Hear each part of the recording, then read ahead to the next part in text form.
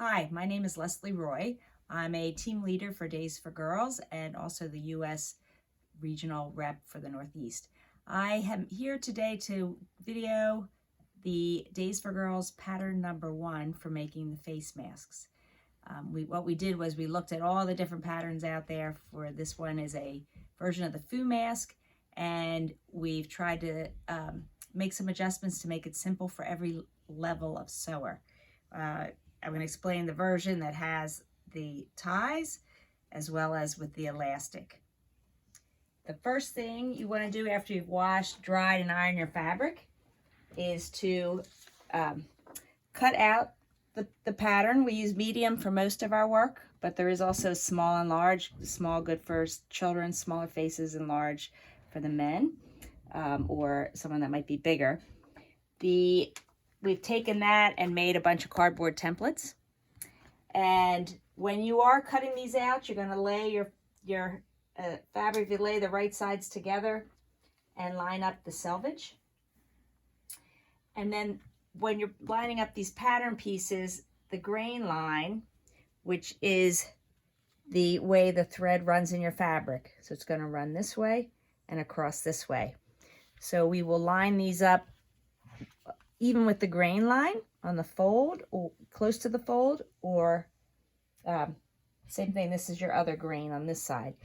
You can also have your pattern pieces parallel with the grain line running this way, and the pieces can be just lay out so you can get the most cut from a piece of fabric that you have. The other thing that we can do is, for those of you that are making shields for Days for Girls with a die cut, the little piece, that extra fabric you get from the die cut, this will fit perfectly in there, and you can trace it and cut out the pattern that way. So for making these, we're going to have 2 pieces of the main fabric, which will be the side that will be facing out, and then again 2 pieces for the lining. It can be a lighter color, but we like to have the lining and the front piece different colors so the person wearing it remembers which part was against their face. So if they have to take it off and put it back on, they want to make sure they keep that same side against their face. These, if you've cut them out, you've already got them lined up pretty neatly together. So we're going to, first thing we're going to do is a 1/4 inch seam to join this curved edge. If you need to, you put a couple pins in, but this can be sewn without even pinning. Then we are going to make sure that we're doing a 1/4 inch seam. And you'll start at the top and then run all the way down.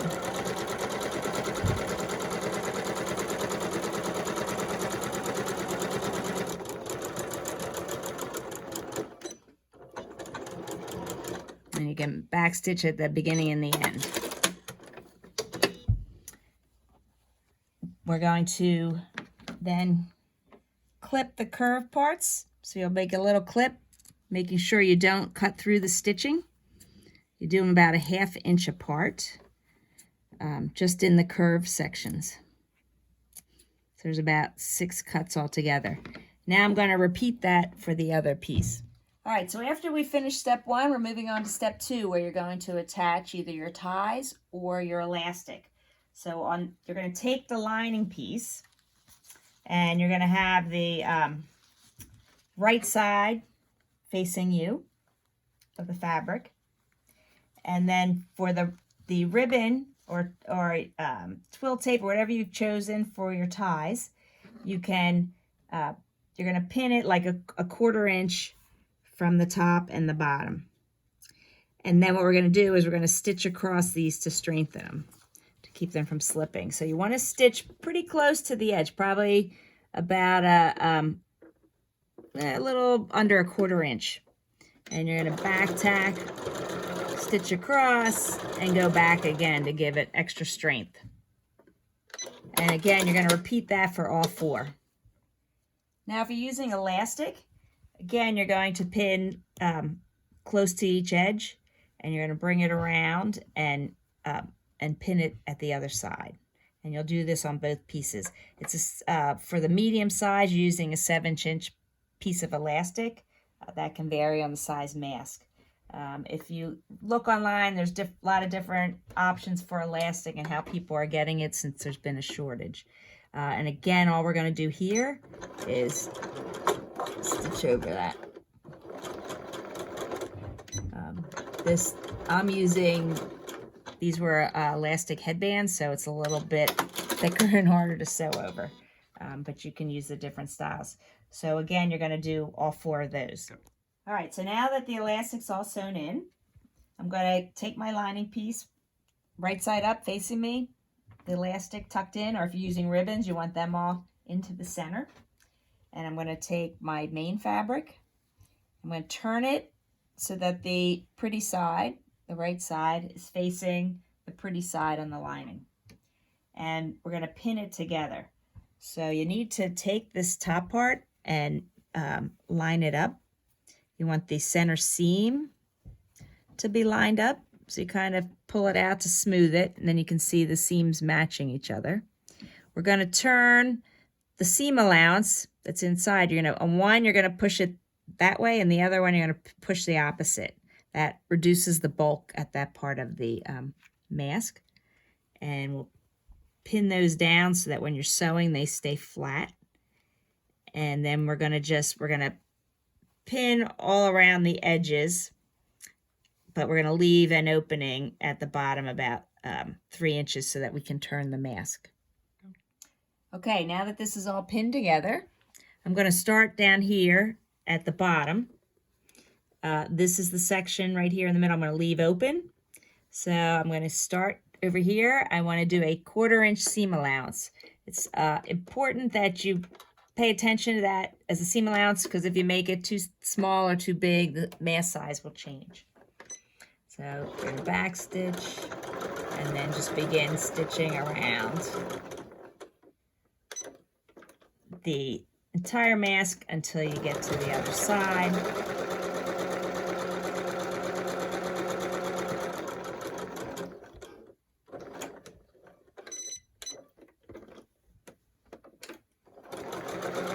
If you are working with the ties, be very careful that you don't catch them in your stitching, that they're all in the center here and you don't run over them.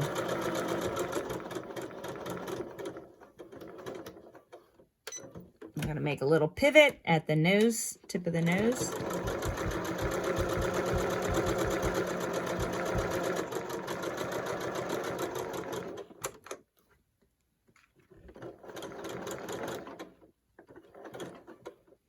If you're using thinner elastic, I would recommend going over it when you're at that section, just to give extra strength.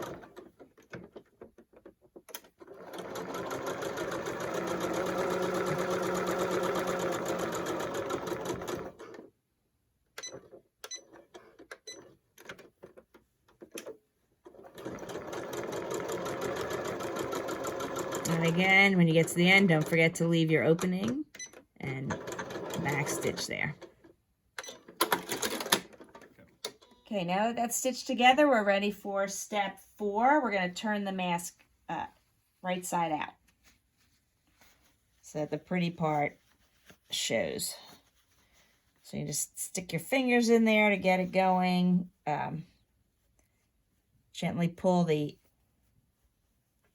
elastic or ribbons to kind of get these corners as square as you can. You might need, I have a little chopstick that I can use to help push the corners out if I need to. And you want to make sure that you've got your nose all the way, pushed all the way out. So now we're at step 5. We need to insert the nose wire. I am using today a 4-inch piece of pipe cleaner. Important that the ends are curled up inward so that I don't have a pointy end. And I'm going to insert that here in the opening and push it all the way up. If you find your opening seems really small, you can, leave a bigger opening at the bottom when you're making these. So I'm going to push it all the way up. You can sort of feel with your fingers if you have it centered or not, because you can feel the ends. And you want it pushed up into this nose area. You may have to adjust it side to side so it feels centered. And then what I do is I'll take a pin on each side to hold the pipe cleaner as close, or the whatever wire as close to the seam as I can. And then what we're going to do is stitch a casing around it. So we want to start far enough. My pipe cleaner ends here. I'm going to start a little bit to the side of it so that my needle will go over it without hitting the wire inside the pipe cleaner. So to make the casing, I'll back stitch and come forward. I'm doing about a 1/4 inch casing. So when you get the one end done, you're going to pivot and put your foot back down and begin stitching this way. Make sure you get your needle out of the way. And you'll come to the center, pivot. Again, get the other needle out. And I'm running as a 1/4 inch allowance. I'm going to go a little bit past where the wire ends. Then I'm going to turn it 90 degrees, and I'm going to close that casing off and back stitch. So you can see now that I've got it encased in there. I can see a little better on this side. So I have a nice square casing around the pipe cleaner or whatever wire you're using. Now the next thing we're going to do is, I guess it's step 6. We have to, we're going to stitch around the entire mask, but first we need to turn in the casing at the bottom. I have been just finger pressing this in. You press it in a 1/4 inch on each side. And again, because you have these seam allowances, one I will turn one direction, and this other one I'm going to turn the opposite way, and that reduces the bulk that I'm having to sew over. So I'm going to turn them both in about a 1/4 inch. If you like to, you can press this on with the iron if that is easier for you to do. And I'm going to, where I put it down, I will pin. And once that's pinned, I'm going to top stitch around from this casing all the way around to the other casing. And I'm going to use an 1/8 of an inch stitch. You can also, if you know, you want to make sure everything's nice and smooth on the sides before you stitch it. Again, a lot of people will press this step, but as you make them, you may find you don't need to. So an 1/8 of an inch is a much smaller seam allowance than before. And the reason we're edge stitching is to keep the mask, once it's washed, from shifting around. It'll stabilize the front and the back.